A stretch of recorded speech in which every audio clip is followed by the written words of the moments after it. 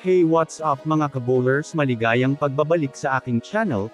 Halina't pag-usapan natin ang balita patungkol sa nakabalik na nga daw ang championship Denver Nuggets. At ang balita patungkol sa bigla daw lamang ang GSW kontra Sixers. Tara na't pag-usapan natin yan dito sa Basketball Hotshots. Una nga muna tayong ako mga kabowlers sa balitang, nakabalik na nga sa ngayon mga kabowlers ang Denver Nuggets sa pagiging championship contender. Well, malamang sa malamang ilan sa inyo, mga kabowlers ay hindi masyadong napapansin ang Denver Nuggets dahil sa ilang mga bagong team ngayon ang nagsisilakasan sa mismong takbo ng NBA regular season. Ngunit kung titignan nga natin mga kabowlers ngayon ang laruan ng Denver Nuggets ay masasabi natin mga kabowlers na isa nga ang team nila ngayon sa talagang maaring tumalo sa mga number team ng East at ng West. Yes mga kabowlers, marahil ito ay dahil sa mga bagong player ngayon ng Nuggets na malaki ang naitutulong sa kanilang mga superstar. Sabayan mo pa mga kabowlers ng pagkakaroon nila ng malakas na starters at second unit na masasabi natin mga kabowlers na talagang ito nga talaga ang katangian ng Nuggets na nagkakampyon talaga sa liga. Sa ngayon nga po mga kabowlers, kahit man nga po wala ang Nuggets sa posisyon na top 1 at top 2, aminin man natin sa hindi sila rin nga po ang pinaka number 1 na team na kinakatakutan makaharap ngayong season.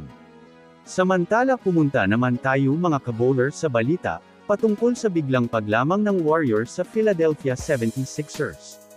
Well, para nga po sa kaalaman ng lahat, kasalukuyang may laro nga po, mga kabowlers, ang Warriors bukas kontra sa Philadelphia 76ers sa mismo nitong home court.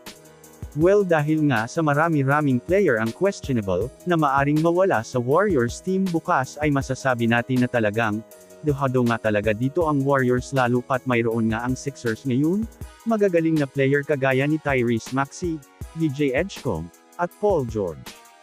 Pero syempre kahit man nga po sobrang laki nga ng advantage ng Philadelphia 76ers ay masasabi natin na hindi pa rin nga ito ang rason kung bakit sureball na matatalo ang Warriors bukas, lalo pat alam naman natin mga kabowlers na bigla nga pong lumakas ang second unit ng GSW sa pagdating ni Seth Curry, habang dagdagan mo pa mga kabowlers nang wala pa nga ang 76ers ng magaling na big man bukas dahil sa injury na tinatamo ni Joel Embiid.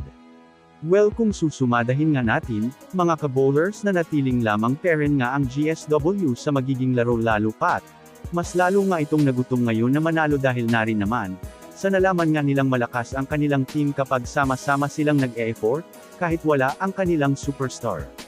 Pero syempre kailangan pa rin naman nga natin, mga kabowlers, abangan ito lalo pat nasa mismong home court pa rin ng 76ers gaganapin ang magiging laro. Siya nga pala, para sa hindi nakakaalam, inanunsyo na nga ni Shams Charania na magbabalik na si DeAnthony Melton vs Sixers bukas. So yun lamang mga kabowlers, yan lang naman ang pag-uusapan natin ngayon. Pindutin nyo na ang subscribe, and hit nyo na rin ang notification bell sa mga susunod na updates sa mundo ng basketball. Again, this is Basketball Hotshots. Thanks for watching.